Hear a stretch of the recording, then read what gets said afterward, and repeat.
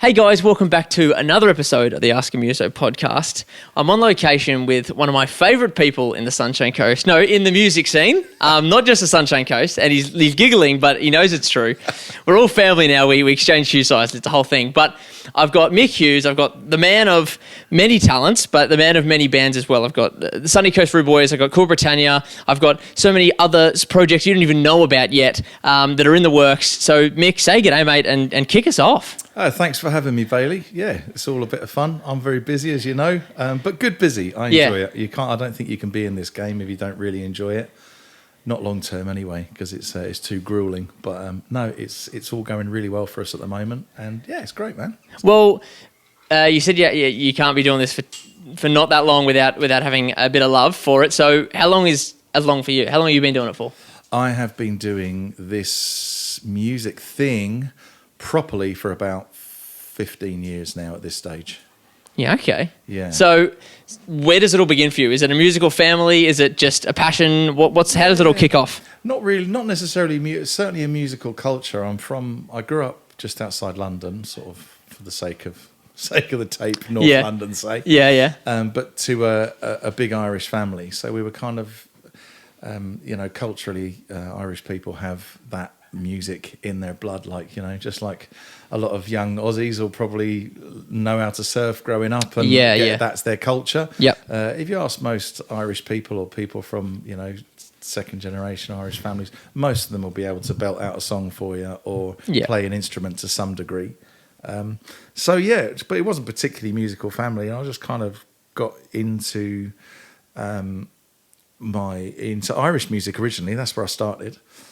So we played Irish sessions, they're called. So it's like jam sessions. Yeah. So it'd be in the pub, you might have seen it on telly or something. They'd be in the pub and there'd be a couple of fiddle players and a guitar player and banjo and all that kind of stuff, and doing all the Irish traditional stuff, and then the big sing songs and all that kind of thing. So I kind of really got into that through just being from that culture, I suppose, really. And that's where it all started for me. Instrument-wise, were you just picking up anything that wasn't nailed down? Was there like a plethora of things to touch at home that you were like, oh, I'm not much good at this one. The 6 strings works for me. I'm not much good at any of them even now.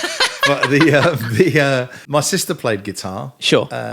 Just sort of, played a few chords, and there was a guitar at home. So she taught me my first few chords when I was a young fella. I might have been 7 or 8 years old. Just playing standard tuning, a couple of tunes there. And then didn't really do anything with music at all. Always liked music growing up. But I was right at the start. I'm exactly the same age as Liam Gallagher from Oasis. Okay, so I grew up at exactly. It's a spitting image as well. Well, Irish parents, big eyebrows. You see what I mean? Literally, same guy. Same. That's what I'll be putting in the description of this. That I chatted with 1/3 of Oasis, and everyone's going to be like, 1/3. I could have sworn there were only 2 of them. I wouldn't mind being a 5 behind that guy. Yeah. But anyway, yeah. So look. I kind of grew up. So when Oasis came along, I'd been at school. Obviously, I just left school in 1990, and that's kind of really when Oasis hit the scene, like 1991. And then before that, I was into, dance music, acid house, trance, all that kind of stuff, garage music. Growing up in London, there was like a full dance music scene. Always had a bit of a soft spot for reggae and all that kind of stuff. Yep. And was into Irish music as well. But then, so music in the late 80s was when I was just finishing school, was all dance music and, like I said, house music, electronic music. Yeah. And then this guitar band came out, Oasis came out with Supersonic, and then they're out. The story went on from there. And then I just saw this thing, and I was like, oh, I know I can play a little bit of guitar from back in the day and playing in Irish pubs and all that kind of stuff. And then the songs weren't that hard to start with, and I was like, oh, okay. So then everyone wanted to play guitar then as soon as Oasis came out. So that's how I kind of got back into it. And then sort of did that, and then bought a guitar. My mum bought me a guitar. And then I was just messing around with that. And then I got heavily into Irish music again, which is the proper trad, very technical music, very, very sort of precise music. And I moved back to Ireland to where my family's from. I lived in Dublin for a good few years, which was great because I was working I was a city boy there in a completely different life.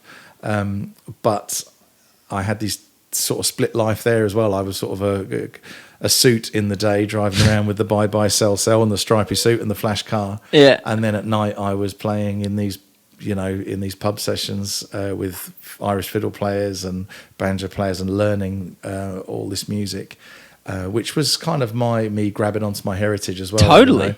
And I really bought into it in a big way and went right down a rabbit hole with it and really learnt the ins and outs of it all. And eventually when I moved to Australia, started a band called Sasta, which means happy in Irish. And that was my vibe. When I came here, that was the name of the band because I just wanted it to be happy. I just wanted energy to come out and just be a positive. It all sounds very hippie, doesn't it? But this is where I was at, Yeah, that's where I'm at. Yeah. Just want there to be, there's enough shitty things happen in life where, I just want to go out and put some happiness out there and really enjoy it. So we went out there with this very happy band and played happy music. Yeah. And we've recorded a few out. Sauce has been an amazing journey over 15 years. We've recorded 3 albums. The last one down there at Airlock, Ian Hogg of Powderfinger, his studio. That was fantastic. We've performed in Woodford Folk Festival, all the big folks, Canberra, Port Fairy. We've done QPAC shows. We've been on tour to France, Ireland, and England twice. Supported some amazing acts. So it's just been absolutely fantastic. The thing that comes to mind to me is why Australia and when Australia? Why Australia was fairly easy. I just got married in 2006 or 2007. Sorry, if my wife's watching this is on film and recorded in high quality. If my wife's watching this, I know exactly what date it is. I'm just trying to be cool. Really? Help. Anyway, we'll obviously cut that. That'll be in post, so you won't have to worry about that. I was in the property business in Dublin for a long time. Okay, as an auctioneer and a real estate guy, and I was working over there and had the city boy job in London and Dublin. Mm-hmm. And then 2007 hit, and GFC. That's what I was going to say. Everything went, and I was like, I'd kind of had a good run. Enough to sort of set us up somewhere else, and I was like, I don't need to do this anymore, and I want to have another life.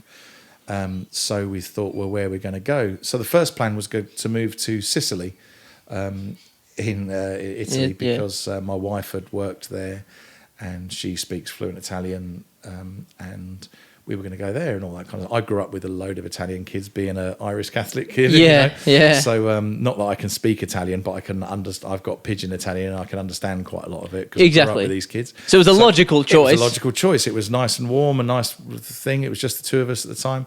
And then that didn't work out. That's another podcast. So we decided to come to Australia, and as it worked out, it was by far the better choice. Looking back now. So we came to Australia because it's English speaking, first world, beautiful place, great people, and it just was an easy move for us to make, and it was fantastic. It's really served us well. It's been an amazing experience moving to Australia in 2007. Just at the end. Yeah, that's crazy. Yeah, because I've spoken to people recently, like our mate Dicko. Geezers like him that have done the move and why people do it, because I think the thing for me that I have figured out that I've had to learn externally because I was born here was the fact that for those that are from those European and the UK and especially the Americas and stuff like that, of which I have connections with Del and John and Dicko and all these people, we're not near anything. So why would you come here? Like, especially, as a young adult or when you're recently married or to raise your first child or anything like that, why, like, what would you come here? So it's always interesting. Spend a few years being freezing cold in the middle of Ireland or London or something, and, go to school and it's raining all the time, and you've spent, 15 years going to school and your shoes and your socks are wet. All the time. Yeah. And it's and then you'll soon realise why you want to live on the sunny coast or somewhere. Exactly. Okay. So was it straight to Queensland? Yes. Wow. So you couldn't have done a bigger change. You couldn't. It's not like because recently being in Tassie with bands and stuff, it's like, okay, this is just Australia's Britain. This is as Britain as it gets. Yeah. In Australia, and I don't know necessarily any Brits that live there, but I'm just like, for me, this seems like the closest to get to creature comforts. Like after visiting Port Arthur, and they literally built it so that it would feel like home and all this stuff. But then you're on the complete opposite. Short of going to Darwin, you're in the. We had years, a good few years. My wife and I in Dublin, and then straight to Brisbane for a really short time for a couple of months. Yeah. And had some friends that lived there. They are Brisbane people, and they looked after us for a few months while we found our feet, and then we found our way up to the sunny coast, and we've been here ever since, and don't regret a minute of it. It's been absolutely amazing. I absolutely love it here. Yeah, absolutely, and you can tell that when you're talking about, the definition of happy and wanting to play happy songs and energy and party and all those positive things. Like, you reek positivity. That is such a warm, inviting person, and that's reflected in the music. It's reflected in your attitude, how you do things. Your home is a home for everyone, and that otherwise you wouldn't be filming this here. But that's the Irish in us. You see, that kettle is never cold. It's always on. There's always someone coming through that front door, and I love it. And you guys can't see it, but there's a load of space here. So, and I've got a lot of friends over the years through playing festivals and bands, and a lot of them come through and. When they do their stop at the Soul Bar or Woodford Folk Festival, we'll have a few people staying here. And we've had a heap of people staying here over the years, And I'd love to get into the specific band things, but one thing I just want to leapfrog on from that is, what does music and community, that relationship, mean to you? It means everything to me. The music, selfishly, for me, is the buzz I get out of music. I think the buzz I get out of it is that synergy on stage when you're right in the pocket, trying to get people to understand that. Not everyone gets to experience that. Maybe if you're in a really good football team or a rugby team or something, and you've just got that where you know that your teammate is over there and you pass the ball and they get it. That synergy, that invisible force that's there. When you're right in the pocket in a gig and you've got hundreds or thousands of people right in the palm of your hand, and you're feeling all that energy back. That's the addictive drug, isn't it? Yeah, that's what it is. That's really why I do it. Am I really a music? I'm trying to think of the word. Am I a purist with all of the music and having to know everything? And absolutely not. I'm certainly certainly not a details person. I'm a big picture person. Always have been. So. I enjoy I enjoy receiving the energy of people, and I really enjoy, at this stage of my life now, I'm 50 years old and I've been doing it for a few years, but going forward now it's even more important. It's always been this. It's always been what you can give to the people that come to see you, and people going home and and you can see them either walking out from a gig singing the last song that you sang, or having a really good night, or they've had a shitty week and you end up talking to them after the gig and they're like, that was just that couldn't have come at a better time for me. I've had a rough old week and that's just brilliant. Or people text you saying, what time are you starting on Saturday night? I've had a really tough week, can't wait to come and see you guys. And I'm like, well, that's what it's for me. That sounds a little bit corny, but that's what it's all about. That and the hundreds of thousands of dollars we earn out of it, of course. Well, obviously, as You're a gonna cut that out as well. Cut that out. That's actually going to be the focal point. Everyone's going to be like, we don't. Get rich quick scheme that is the music industry. Oh yeah, it's one of those things. That's why whenever I interview people, they always talk about how difficult it is, because they don't want people involved, because it's actually too easy. Bailey, I'm 50 now and I started with nothing and I've still got most of it. That's the clip. That's the clip. Well, of your not nothing at all, you'll notice that where you are the king of quick wit and British idioms, I am the king of really well-timed segues. As we talk about your not nothing, the bands. So I have enjoyed joining this fold and being a part of this absolutely phenomenal family you've got. And it is not just because you all like each other, but it's a family because it is a fucking football team that you got between all the bands. So I know that the Rude Boys came first, the Sunny Coast Rude Boys. For those who don't know, it's it's a party on wheels, and it's phenomenal. And there's so many moving parts to it, and just us talking just before off air about some of the stories about the many members that I didn't even know that are, as you say before, a podcast in their own right. Absolutely. Tell me about, how does the Sunny Coast Rude Boys get born? Tell me about that story. Wow, that's a big question. It started. I'll start at the start, I suppose. It started when basically I'd got some experience with SASTA, with the Irish band, over a few years. So I'd made some industry contacts by playing at Woodford Folk Festival, Caloundra Music Festival. We played as SASTA. We'd played main stage there a couple of times. So I got to know a few people, and I've always had this love for reggae music, ska music. I kind of grew up at the kind of end of the two-tone era, Madness, The Special, Bad Manners, The Beat, Selector, all this kind of stuff, Body Snatchers, all that kind of music. I've got a brother who's 10 years older than me, who would have been right in the mod era and right in the thick of the two-tone era as well. So the records were Paul Weller, Jam, all that, Small Faces, all that kind of stuff. So yeah, what was playing. Around that as well.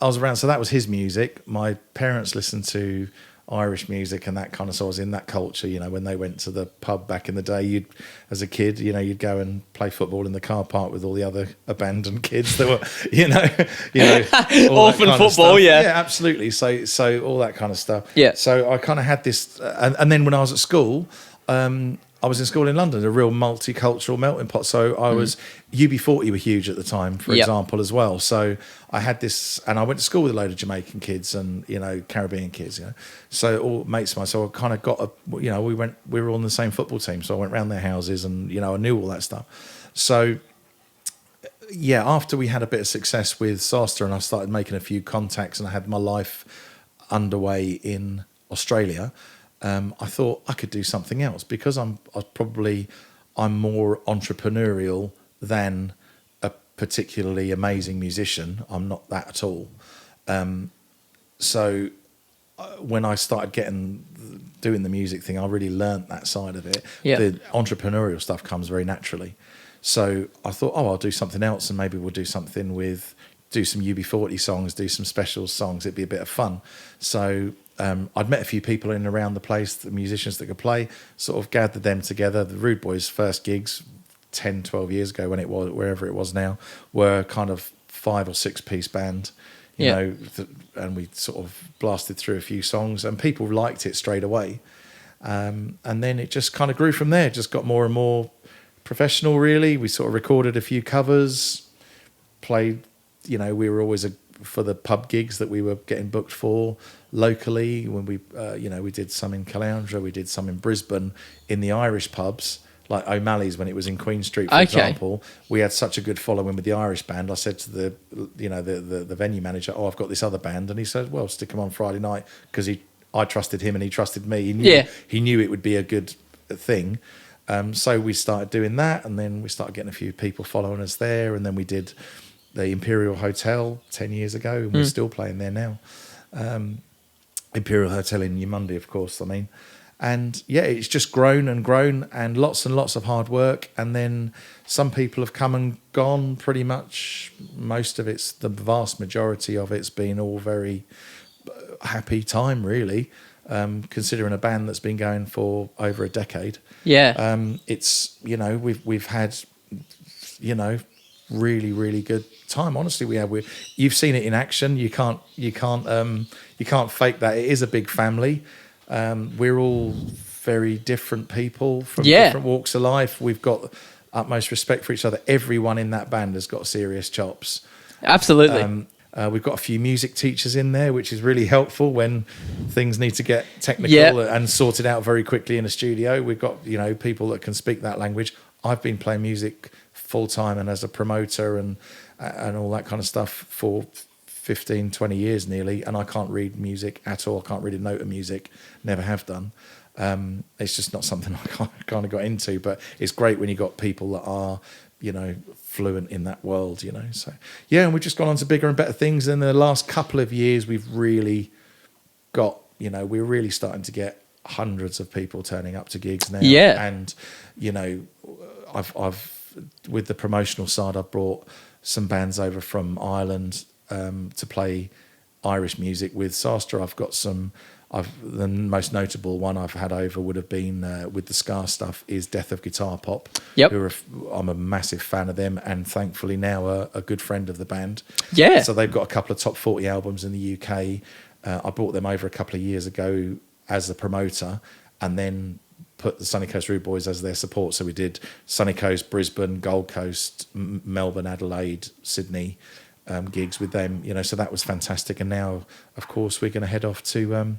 They're going to return the favour and have us over, and we're doing our own gigs and festivals in the UK in June and July. So this last couple of years has been really put our foot down with promoting the Rude Boys into transitioning out of a covers band, a ska two-tone covers band, into a predominantly originals band. And our last two singles that we've put out, original singles, have hit huge figures, as you know, for a band of our size, has hit 130 plus. I think our first original single that we pushed, Feels Good, on Spotify is 130,000 plus, which is obviously, in the big scheme of things, isn't a lot. But if you're from a one-man band running, doing what we're doing, that's quite pretty good figures for us. So we're really, whether it is or not, we're pleased with it, because it's just a little reflection of people are listening to it. And when we look in the back end of the analytics of that, the number one group of demographic that listen to us are people in the UK. Number 2 is Germany. Number 3 is Spain, and number 4 is Australia. Yeah. And we're doing great in Australia with our live shows. So exactly, we'll see how we go over there. Yeah, it's great. Have a hit. Yeah, well, I think it's fantastic. Like the makeup of the different personalities and the makeup of the different walks of life is something that is so stimulating, especially for someone that hasn't met them or hasn't had the chance to see the show or anything like that. It's an opportunity to buy into something that is not, and this is no disrespect to bands that have a driving front with essentially a makeup or a consistent band that, happy to not be in the lights, happy to blend in the shadows, to have a band that is just, oh my gosh, I looked over here. Oh, I was looking over here and you didn't believe that she did this. And oh my God. And just things like that, it just makes it so much more. And I've, as both a promoter and as a band, it's the battle that I am working on at the moment is, how do I get people to come to my shows or come to my venue or come to this sort of thing and present an offer that's not people on a stage. Yes. That's something else. That's the show. And like, obviously, when you first kicked off, there wasn't the 13-piece band that you currently... Right. And it wasn't a show, it was a gig. I think what I've learned over the last few years by watching other bands that, I'm very open about, that I would emulate and I aspire to be like. You see these bands and they're not it's not just a gig. You're not just going to a gig, because I think these days the audience demand more. I really think that. So I think they really need it needs to be a show. And certainly with the Rude Boys, it's a show. You go there, the music's good, thankfully, and all our, obviously we play the old reliables that everyone wants to hear with the ska and reggae two-tone kind of tunes. But we also, the original songs are gaining traction as well. So, but it's got to be a show. There's got to be antics on the show. People run around. We run into the audience. We run behind the bar. We put a 9-piece horn section that run off the stage and run behind the bar and play a whole load of music behind the bar, which is great fun, because people will talk about that. As they say, a water cooler moment when they do that. And it's the same with when we do the Cool Britannia, which I'm sure we'll get to with the other band, with our other band. It's a very defined demographic of people. Yep. And they know every song, and it's a night out. Am I the absolute best singer to do all of those songs? Absolutely not. Am I good enough? And do I try, and do I practice every day? Also, no. I'm only joking. So these fourth wall moments, I am gonna just pile these up, and then when I do future clips, it's just gonna be you going, "Yes, dear, I remember our anniversary." No, I don't. So with Cool Britannia, it's like a very defined demographic of people, where teens, mid-20s, maybe in the early mid-90s, that had that Britpop era, that huge time when Oasis were huge, when it was the Hacienda, it was Manchester, it was Pulp, The Verve, it was In Spiral Carpets, the Stone Roses, all these huge bands, James, Travis, Radiohead. So it's all those songs. But when you go to do that show, it's the same thing again. You've got to put a show on. It has to be an event now. I don't think it can be just turn up, do a gig.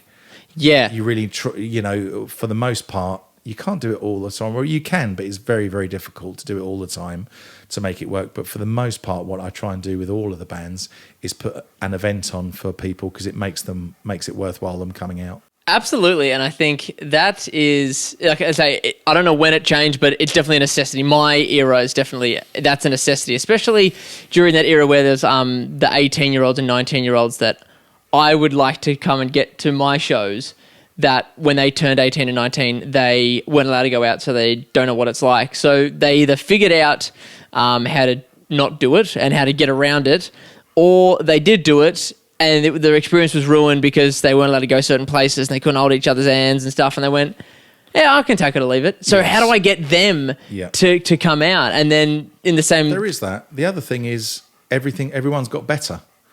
Everyone's got better at it.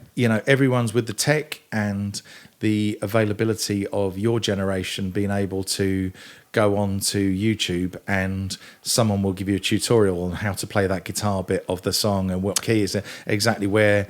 Back in our day, of course, I can do that now, which is great for the cover shows. Now I can learn stuff, and it's the information's there. For your generation. So what that is you guys are, you can get the information really quickly, learn it really quickly, and go out and make it happen. And it's the standard is great, the sound is great. If you start going back to, I'm 50 now, so if you go back to the 90s and that, even the likes of Oasis, well, they didn't have any of that stuff. They're listening to, if they're ripping off Beatles songs or whatever they're doing, and or doing their versions of stuff, they're learning that off listening to a record over and over again, or listening to a tape over and over again and writing stuff down.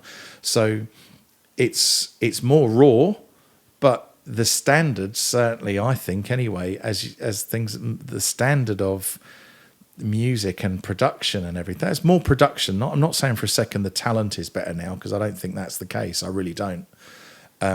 But the accessibility and the ability to be able to sound really good really quickly is easier now, because you've got technology at your fingertips. And when you look at theyese bands, we're talking about Oasis, so I'll carry that theme on. When they would have gone there, even the first venues they would have played at, they wouldn't have been proper PA systems like we have at places like Soul Bar and wherever, the Triffid and all these places that we play. That would have been like a couple of speakers with just vocals coming out of it. The drums would have been barely mic'd up, and the guitars would have been coming straight out of the amps, and that would have been your lot. So if you could transport yourself back and listen to that compared to what you're listening to now, like with a sound engineer mixing everything, highly trained sound engineers, even at pub gigs, you can go to Caloundra or Yamundi, or you've got a fully trained sound tech, and he or she has been doing that for quite some time, and they know what they're doing, and they're mixing the whole thing. There's thousands and thousands of dollars worth, tens of thousands of dollars worth of equipment in there in just a pub gig. Well, that, even if you go back to the early 2000s or late 90s, anywhere, that didn't really happen. If you were a band, that was the days where you pulled up in a van and pulled this stuff out. Of course. You pulled the van out and you set yourself up and you're mixing, trying to mix, turn the guitar down a bit while you're singing. So because things have got better, getting back to the point, because the production's got better, people expect that. And they were like, well, we're at the last show, so if it's, I want a support act and I want it to be good and I want you to do something else, not just stand there and play the songs. It's got to be, you've got to have a bit of presence on stage. You've got to be a good front person. You've got to be better. And that's a great thing. We all need to get better all the time. Keep getting better. Good idea.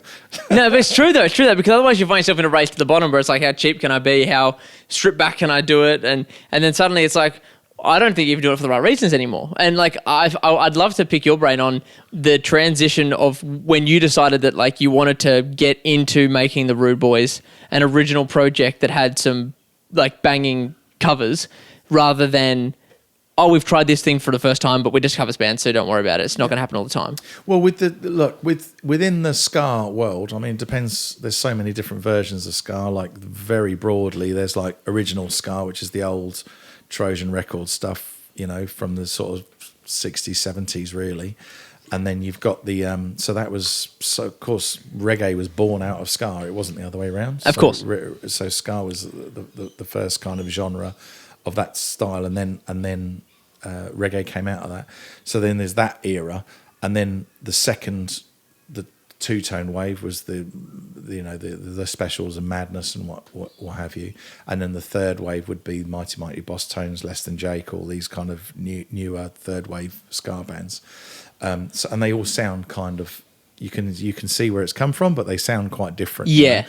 But my point being is the two-tone era, which was what would have been my era, which is the main bands being Madness, the Specials, the Beat, Bad Manners, all this type of thing.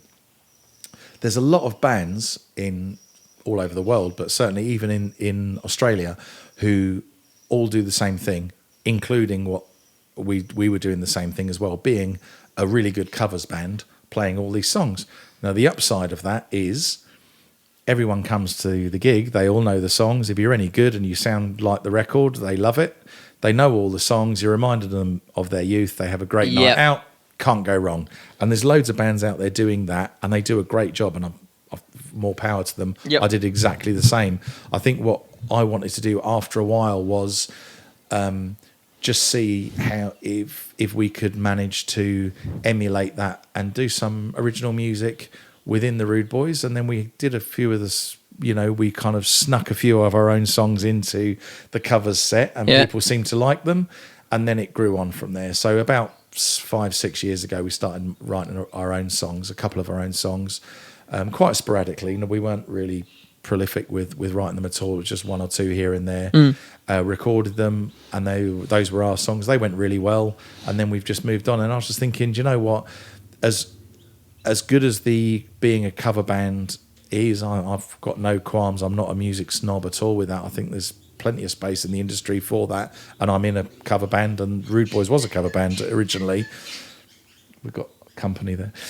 I honestly thought one was going to fly in then, and I was like, we're off to the races if that happens. So how we benefited out of that is we had a really strong following from being a covers band. Yep. And then we were sneaking these songs in, and now we're sort of slowly transitioning. Instead of being a covers band that does a couple of originals, we're an originals band that does a couple of covers.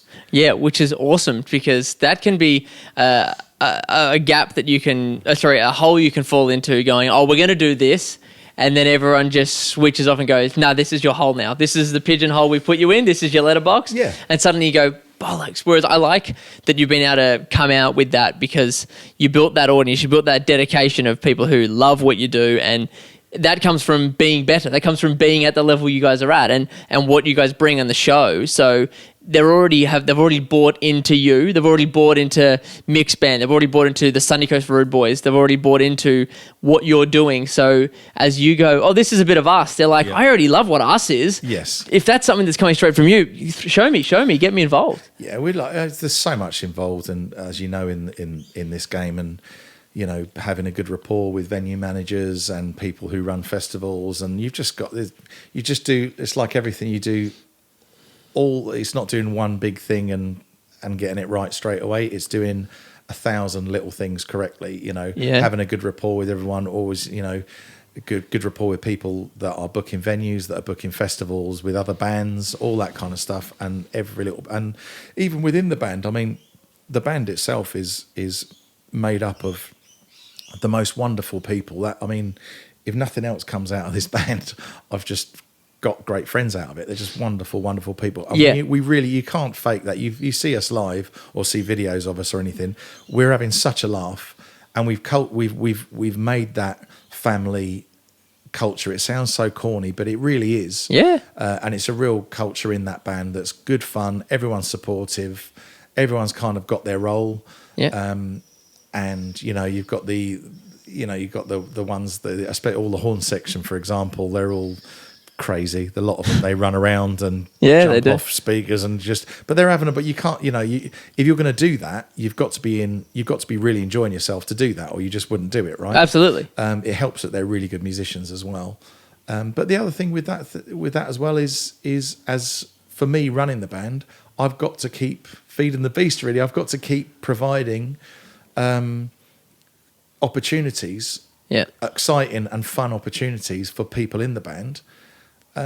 So they want to stay in the band, so they want to be in the band. So they're in a band that's going somewhere, that's doing something that's, we're going to record, and, we've got people doing our social media now. We've got a team built around us, which is, you're doing some of that with us, and we've got Dicko involved doing some managing and mentoring and all that kind of stuff, and we've got some really good people doing recording and mixing and mastering for us now, and the artwork's being done by really good graphic designers and everything. So when they're looking at it, they're proud to be part of it, Totally. So that's got to be going somewhere as well, and you can't. So I think had we not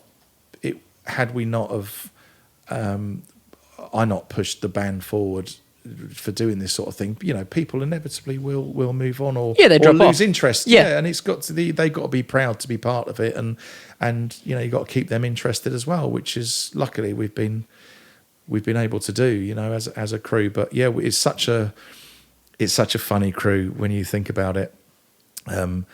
My friend the other week described us when he met us for the first time. He said, "You're like that bar scene in Star Wars, when you walk in." In the cantina. That's so true. There's big ones, small ones, and like boy ones, girl ones that wear dresses, ones that wear shirts. Ones wear kilts, ones with mohawks, ones with everything going on. So so it's funny, but whatever way it's added up, I love them to bits. They're all. I could go on about each one of them. We've got special times we've had as a band, and on tour, and they're all pushing in the same direction. Great people, they all get it, and they're all shit hot musos, and I love them to bits. And it is such a great fun band to be in, and so fulfilling for you as well. So like every minute of it, when you need to be like, okay, I think I need to rally the troops, they are happy to be rallied, much like you're happy to do it, because you're not like, I feel bad to ask them to do stuff. Like when I'm in the studio with them the other day, everyone's on their shit, and that's protocol number one. We're all having a laugh until the doors close, and then we know we're not having a laugh anymore, and Annie goes in and goes, no, don't play that. This is wrong. Trumpets. How about we tune them? She's on it, Annie's on her shit. And it's business, and then we come out and we have a laugh and we take the piss out of one another, and it's just, as you said, the best way to sum it up is you can't fake it, and it's about having that fulfillment for you, because the band manager role, that is something that I've worn different hats, but what as the band manager, what is that hat like for you? You've got the different bands, you've got obviously pretty much the same people between Cool Britannia and the Rude Boys, but what's that like for you in your experience? It's like for me, I that side of things comes naturally for me because I came from a corporate background. So I wasn't a musician that had to learn business, because if you're a musician in a band and you're running a band and it's going to be a working band that's actually doing something, you can't be a flaky muso type of bohemian. Well, you can. But someone else you need an accountant to delegate that part. So. But I came from exactly the opposite way. I came from a corporate entrepreneurial kind of background, business background, and had music as a hobby in the background that I was just messing around with, and then had an opportunity. So that the other skill set I already kind of had. And it was the actual music side I had to learn. Or what I actually did was didn't learn it at all. I just got really good people to play around me. They make me look great.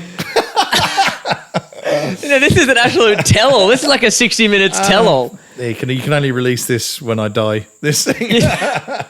No, that's okay. Well, this will hopefully educate the biopic we do for you. So it'd be great. Yes, but no. That's so I learned. I can play. I'm good enough to perform, and I do that. I don't know. Maybe I'm selling myself a little bit short. You definitely are. I was just going to wait till you finish, and I was going to tell you to fuck off because you are selling yourself short. But yeah, with the I've got some really in each band, in Sosta, in Cool Britannia, and in Rude Boys, there's some proper top end musicians in there that are really handy and have got the CV to back it up.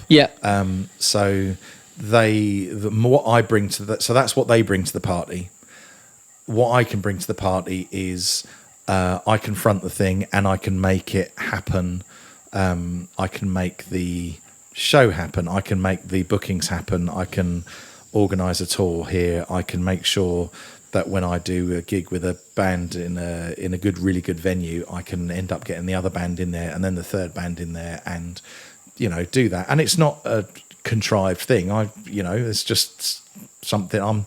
Some people are really good at guitar. I'm really good at that. That's all it is. No, and that thing is, it's like the biggest thing I've learnt with and from you just in our short time is that you have such a strong and healthy weighting on interdependence. And I've had this conversation with a lot of people, especially recently.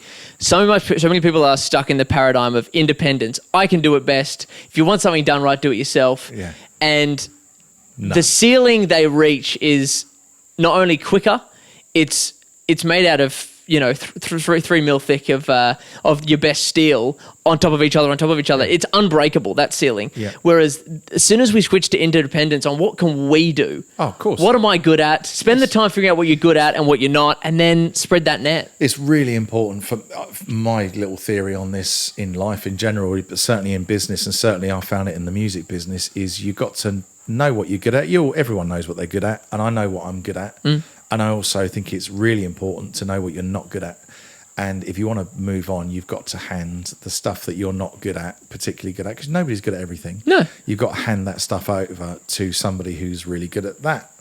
And if that means that somebody else is a better singer in the band, let them sing the songs. Yeah. If somebody else is, better at fronting a band, or somebody else is better at managing the band or doing all that kind of stuff, we'll do that. So as of maybe my band should just find a better singer and let me manage them. Okay, so it's a tell-all and a river. This is gonna that's it. I quit. I'm out. So this has gone from like a introduction to a tell-all to a withdrawal to a job interview. Yes, are we gonna? So you never know what you're gonna get with me, Bailey. I'm telling you, man. No, it's fantastic. Well, I want to understand. From you what's coming up in the near future. Like, I know there's some things that we've talked about off air, but like, what's coming up in the near future for the Rude Boys? For the Rude Boys, we've got a couple of really exciting gigs really soon in the next few weeks. In end of February, we are at Miami Marquetta on the Friday night, and the Saturday night we're in the Triffid, which is two brilliant venues, with our good friends Fat Picnic, who are an awesome band. I'm a big fanboy. They're a great band. So they're playing with us as well. So we're doing two bands on the one night. So that's what's coming up immediately. And then we've got some recording of some new original music. Our UK tour, which is also very exciting for us. We have a EP coming out mid-year, as well as some other original songs and a couple of other bits and pieces coming out. So we're trying to be a bit prolific this year. Yeah, make a stand and have a go. Like, really have a hit. That's it. Go hard or go home, man. So we're doing that. We're printing at least one vinyl single off to get that going.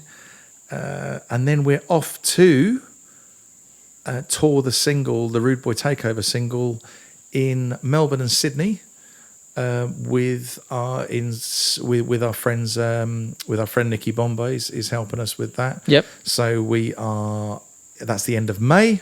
So that's very, very exciting. We're in Prince of Wales and St Kilda with a fantastic band called the Scar Vendors. Yep. So that's a good few guys out of the Melbourne Scar Orchestra. So they're supporting us. And then opening up the night is amazing old school DJ vinyl set by a guy called Mohez Slim.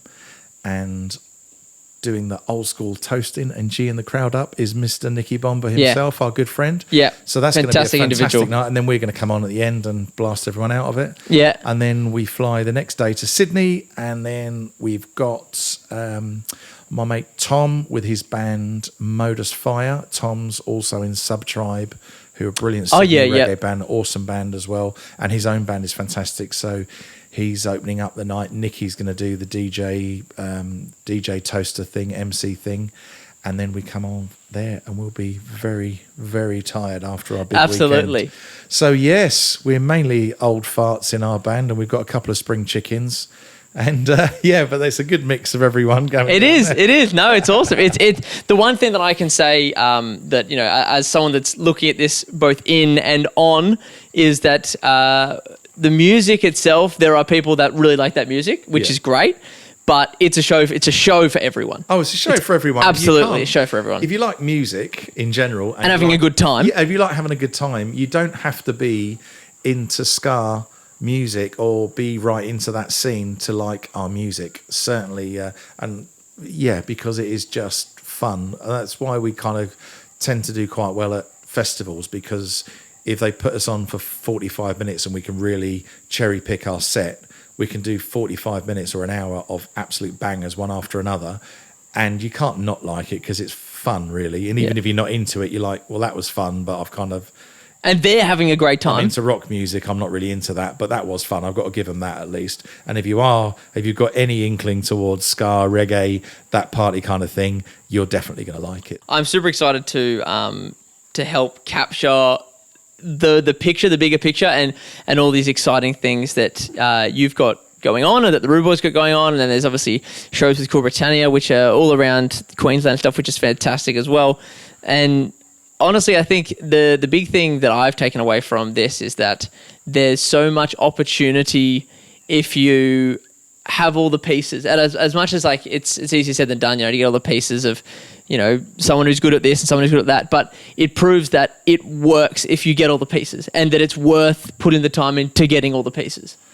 Look, I'm from a background of people that raised me like, if you're going to do something, do it properly. If you're going to do it well, and just try your best. And if you mix that in with just be good to people around, you can't be in the music business and for a long time without being nice to people or without doing the right thing. Because if you do the wrong thing, or you're not respectful, or you're not working on your relationships with people in a genuine way, but if you're not doing that and making those connections, you can't last. You just can't last, because you just won't get picked. It's as simple as that. Totally. So it's not the best people that get picked every time. It's the people that are the best, that are good enough. That I'm a perfect example of that. I think I'm certainly not the best musician, but You're one of the best people. I'm happy to say for you. You do very well to outwork me on a lot of stuff. Yeah. And it's just graft. There's no secret. It's just graft. And it's nice to be important, but it's more important to be nice. Yeah. Well, there you go. Well, that's good. I'm taking that one with me. That's good. I wish I'd have said that and done into the camera. But no, it's if you sort of do the right thing by people, and you've got to make some. When you're managing any crew, you've got to make, ultimately the decisions are yours, and sometimes you've got to make harder decisions, but nearly all the time you just make it lies on your shoulders as the band leader. You make the decision ultimately, but as long as you're doing it with the right people that have got your back, and the reason they've got your back is because you've proved to them, you've proved to each other that you've been kind to each other, and you're working together on this thing. You don't ask too much of people either. That's a really big thing. Yep. I'm big on as well. Give more than you ask. Yeah. So as long as you're not asking too much of them all the time, it seems to work for me anyway. I'm having a great time with it. I seem to be bullshitting my way through it. You're doing great. And getting away with it for the last few years. So, but yeah, I'm really liking it. And look, we've got so many good venues up here, around here, like, all the crew at the Soul Bar List and all that. Like they've been a great help. The guys up at Yamundi are a great help. The Kings Beach Tavern guys, there's a great room there now that they've revitalised, and they've got that scene going locally. The guys down at I haven't played a gig there myself, but a load of friends have. I've been to a good few gigs down at Norton Music Factory. Liam's They're great. doing a great thing. So that's just literally within moments away. There's so many really good, and they're run by top class people that really get it. And then when you go down to Brisbane, of course you've got the Triffid and Tivoli, Princess Theatre and all that, and they're run by absolute professionals. So there's some really good, really top end venues to play, run by really good people. And if you do the right thing and you get the numbers and you play the right music and you do the marketing, you're not scared to spend the money for the marketing and put the effort in and do the job on the night and be nice to work with, it's probably going to work out for you, man. Yeah, exactly. No, I love that. That's a nice, that's a nice way to put a bow on it, because you've done a very nice way of basically explaining what it takes, which is simple, but it's simple to understand, but for some people it's not as simple to implement. And so I appreciate that. And I think there's a lot people could learn. There's a lot people could learn from you and from the success that the Rude Boys and Cool Britannia have had. You tend to get what it's like if anyone can hear that panting all the time, it's not me. It's not me. It's not actually me. It's one of my dogs is here. It's very hot, and I've got a very old Labrador who's panting away here. Bless him. But it's a good analogy, really. It's like dogs or young kids, or it's what they tend to reflect the energy that you give them. And I found that in business in business before I was in the music business. I was in the property business for years and years and years. But you tend to get that, but certainly more so in the music business. The energy that you reflect, if you reflect kindness and professionalism and safety and love to people, you tend to get it back. Yeah. And and even if you don't, just do it anyway, because it's nice. Yeah. Just do that, because then at least you've done the right thing, right? Absolutely. No, very nice. Well, that's very kind of you. Well, tell the lovely people, where can they find everything, all the bands, all the places? I'll put things up around your face to make it easier, but where can they all find you? Get started. Go. Okay. Sunny Coast Rude Boys, we've talked a load about that. So that's sunnycoastrudeBoys.com. And Cool Britannia, we've got some lovely shows coming out with the Symphony String Orchestra. So we play all Oasis, The Verve, all that kind of stuff. So Bittersweet Symphony. The rap version, they play Bittersweet Symphony. Bittersweet Symphony. If you can imagine that with the, we had the Brisbane Symphony Orchestra Quartet playing that live with us last year at the Triffid, playing that and 4 or 5 other songs. And then we do the rest of our set all from the 90s. So that's Cool Britannia. You can find that link there. That's always a good night out. And great guys in that band. That's for another podcast. There's some great stories of people in that band. Yeah. And then Sosta, which was the first band. They're great guys. Sosta band. So it's, or as the Aussies say, Sasta, SASTA band.com. So yeah, we've done a little bit less recently, just through everyone being busy and done a few bits and pieces. But we were in Sydney as one of the main bands for the St Patrick's Day Festival. Cool. Down there on the outside stage for the last 2 years running. We're doing Melbourne this year, and like I say, we've been all over the place. We've been to France a couple of times and done some of the big shows in QPAC and Tivoli and all that kind of stuff before. So they're great guys, amazing musicians. So yeah, very, very different thing. So, yeah. But yeah, that's all there are another couple of things, but there's just so much to go on about. No, I get it. Well, I'm very excited to see what is happening and to be a part of it. And I appreciate you sitting down with me and having me in your home to just give me a little window, give the people just a little window into you, because anyone who knows you, the people that we know together, your Connors and Josiahs, things like those people that have been in and around and have done things alongside with you and things like that. They've always shouted your praises, and I've just enjoyed just being a part of the fold now, and to have a sit down with you and to be able to chat shit with you and to learn just a taste of you and what Mick Hughes is and all the pieces of that puzzle in just a small setting is a pleasure. So you're very kind, and thanks for having me, man. It's been good fun. Well, that is another episode of the Ask Muso podcast. Check out the Rude Boys. Check out Cool Britannia. Check out this cockhead over to my right-hand side. I'm going to just put him in as a side now just so you can see what I'm doing. Everything that's going on at the moment is fantastic. There's so much to look forward to, and you got to come to a show real soon. So you know where to find these podcasts: Apple Podcasts, Spotify, all the usual places. And until next time, I'll see you later.